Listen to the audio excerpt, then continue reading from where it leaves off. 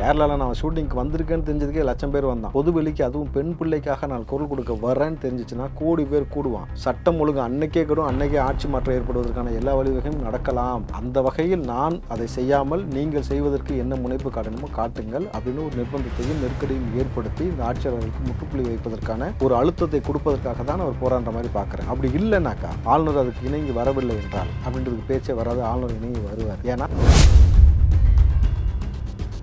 பெற்றோர் நின்னது போலவே ஒரு அண்ணனாக நான் நிற்கிறேன். பெற்றோர் நின்னது இவ்வளோ பெரிய இம்பாக்ட் ஏற்படுத்தியிருக்கு. ஒரு அண்ணனா அந்த பொண்ணுக்கு நான் இன்னும் எவ்வளோ பெரிய இம்பாக்ட் ஏற்படும் பாரு அப்படின்றத பறைசாற்றுறவர்கள் தான் லெட்டர் எழுதியிருக்கிறாரு. நேரடியாக நான் களத்துக்கு வரேன்னு சொன்னார். நீங்கள் அடுத்த கட்டமாக ஆளுநரை சந்திப்பதற்கான முனைப்பு எடுக்கிறார் பொழுது இது மாணவ பிள்ளைகளுக்கு மத்தியிலையும் சரி மக்கள் மத்தியிலும் சரி ஒரு நம்பிக்கை ஏற்படுத்தும். ஏன்னாக்கா விஜய் அறிக்கையின் மூலம் கொடுத்ததுலேயே ஒரு வரி சேர்த்து எழுந்துதான்னு வச்சுங்களேன். இனி எவனாவது இப்படி செய்கிறான்னா தூக்கி போட்டு மிதிரா அப்படின்னு ஒரு வார்த்தை சொல்லியிருந்தான்னு வச்சுங்களேன். ஒரு விபச்சார தொழில் செய்யக்கூடிய நபரை கூட அனுமதி இல்லாமல் நீங்கள் பாலியல் வன்புணர்வு செய்திருந்தால் சட்டப்படி தப்பு. இப்போ ஒரு பெண்ணை அடித்து அடக்குமுறை செய்து மனித உரிமையை மீறி அந்த பெண்ணை பல நபர்களுக்கு இணக்கமாக போக சொல்லி ஒருத்தன் செய்கிறான் பொழுது மனித உரிமையான தூக்கி கொண்டிருக்கிறதா? சமூக அக்கறை யாருக்குமே இல்லைன்னும் பொழுது எல்லாத்தையும் முற்று நோக்கின பிறகு ஒரு கோபத்தின் வெளிப்பாடு தொடர்ச்சியாக இது நடந்து கொண்டே இருக்கிறது. இது ஒரு சம்பவம் 2 சம்பவம்னா ஓகே, தொடர்ச்சியாக போய்கொண்டு இருக்கிறது. இப்போ முற்றுப்புள்ளி வைக்கணும்னா என்ன பண்ணணும்? அதுக்காக தான் விஜய் உள்ள வராது. இப்போ களத்துக்குள்ளே ஆளுநரை சந்திக்க போறாரு. ஏன்னா ஒரு நோய் தொற்று பரவிவிட்டால் அது சமூகத்தை எப்படி நாசம் செய்து விடுமோ அதுபோல இன்றைக்கு அதிகாரத்தில் உட்கார்ந்து கொண்டு அதிகார மமதையோடு இன்றைக்கு இந்த சமூகத்திலும் சமூக பிள்ளைகளையும் நாசம் செய்து கொண்டிருக்கூடிய போதை கலாச்சாரமாக இருக்கட்டும் பாலியல் அத்துமீறலாக தொடர்ச்சியாக நடந்து கொண்டே இருக்கிற பொழுது இதை கண்டிக்கிற வகையில் அதிமுக எடுத்த முன்னெடுப்பு, அதற்கு அண்ணாமலை கொடுத்த ஆதரவு என்பது இதைத்தான் இன்றைக்கு விஜயம் கையில் கொண்டு வராது. இதைத்தான் பாட்டாளி மக்கள் கட்சியும் பேசி இப்போ ராமதாஸ் அவர்களும் அன்புமணியும் குறிப்பாக இந்த நீங்கள் யார் ஆள்வது யார் வாழ்வது என்பதை அப்புறம் பார்த்துக்கலாம். நம்மளை ஆள விடாமல் செய்து கொண்டிருப்பது, நம்மளை வாழ விடாமல் செய்து கொண்டிருப்பது திமுக என்பது அதை அழிப்பதற்கு என்ன வேலை செய்யணுமோ செய்யணும்னு சொன்னால் இன்றைக்கி அந்த ஒற்றை புள்ளியில் எல்லாம் ஒன்றிணைடாகும் பொழுது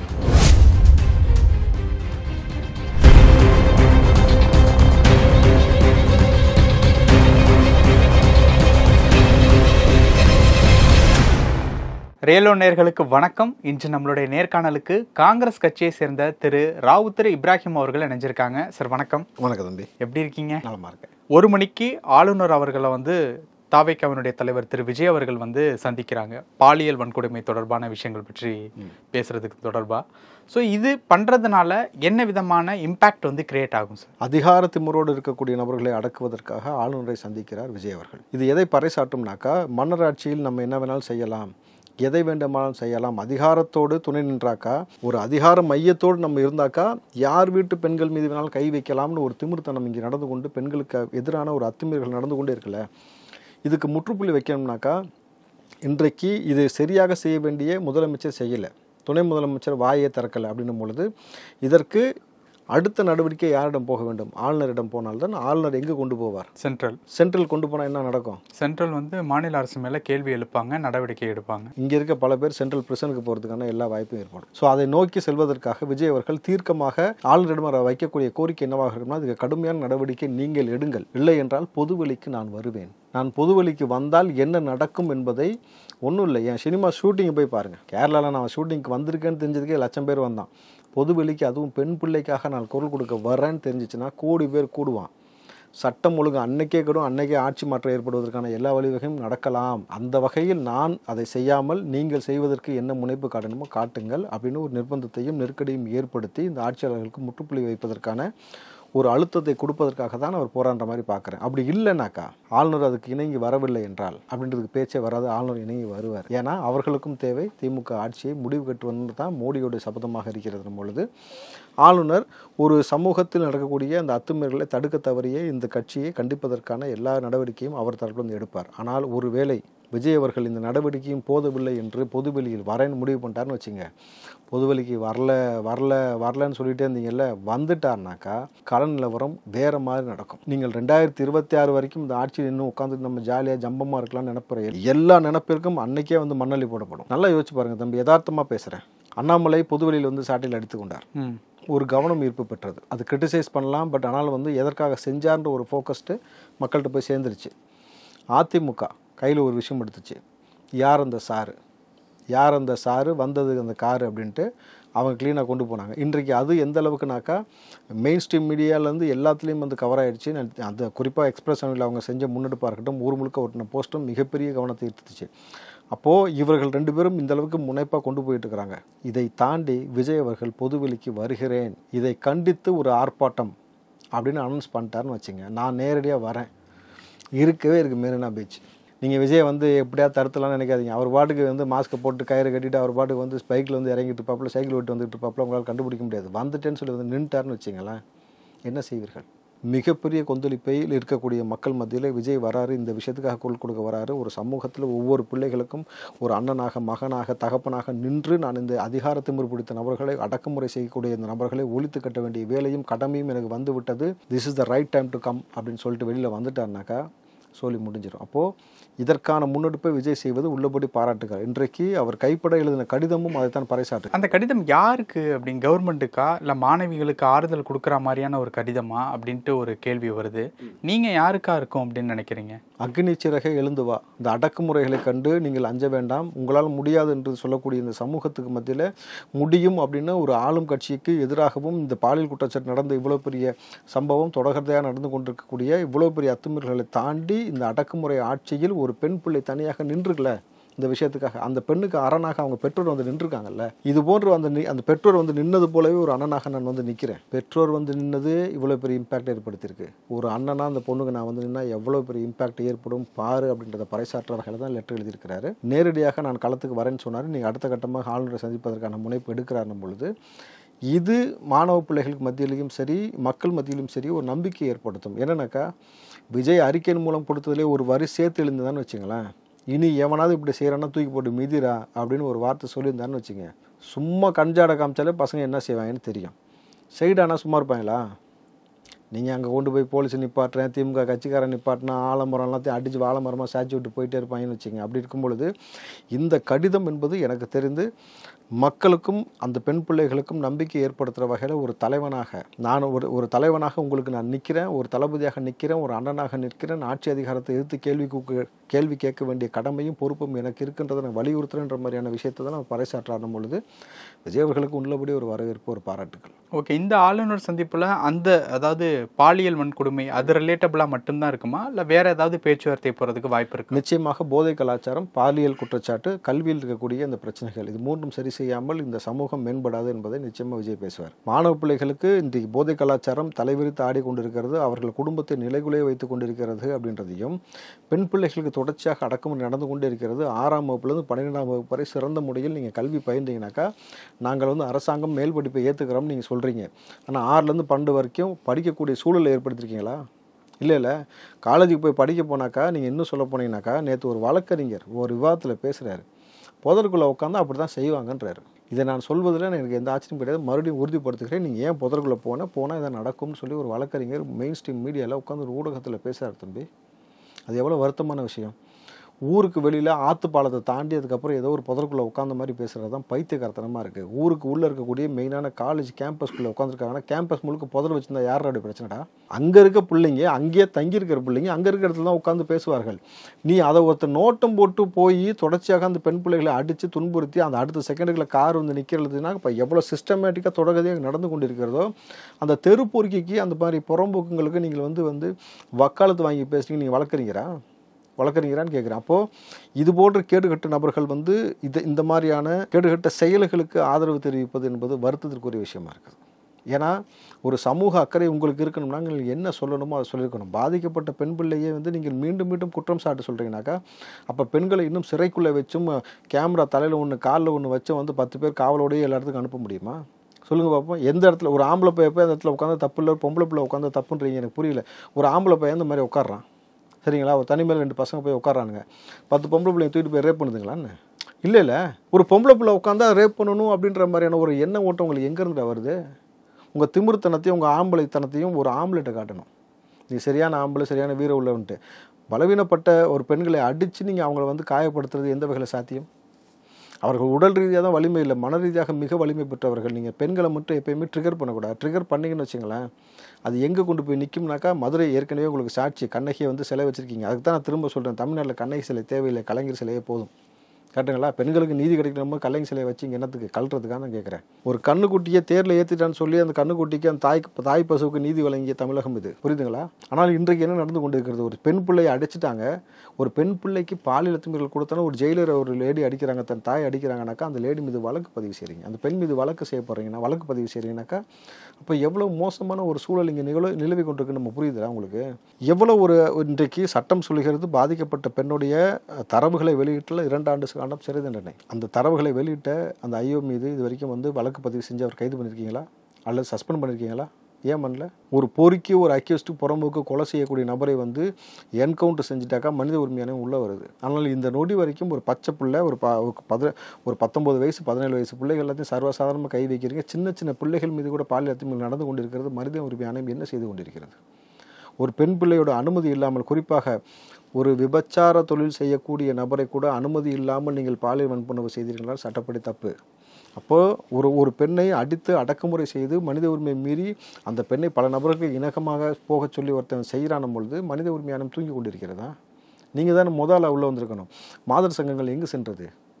இந்த கோமனம் ஒருத்தன் பாட்டு பாடிச்சுட்டுவானே எங்கே போனான்?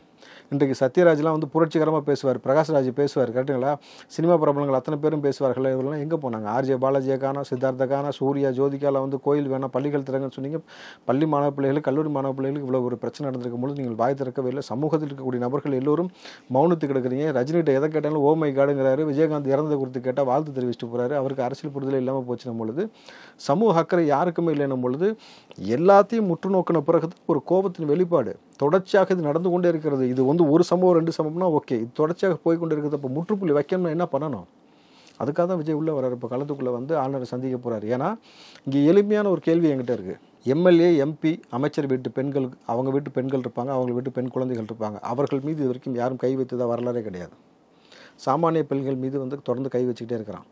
அப்போ அவர்கள் மீது கை வைத்தால் உங்களுக்கு அதிகாரம் பாயம்னு தெரியுது. இங்கே வந்து அதிகார மையத்தோடு துணை நின்றால் நம்ம யார் மீது வேணாலும் கை வைக்கலாம்னு திமிர்த்தனம் செய்யும் பொழுது உங்களுக்கு புரிகிறதா? அப்போ எவ்வளோ பெரிய வேறுபாடு இருக்குன்னு. அப்போ இதை எப்படி சரி செய்ய முடியும்? இதற்கெல்லாம் மூல காரணம் யார்? ஆட்சியை ஒழுங்காக நடத்த துப்பில்லாத நபர்கள் தானே. அப்போ அவர்களை அப்புறப்படுத்தின பிறகு தானே இந்த மாதிரி பொறுக்கிங்களை அடித்து உடக்க முடியும்.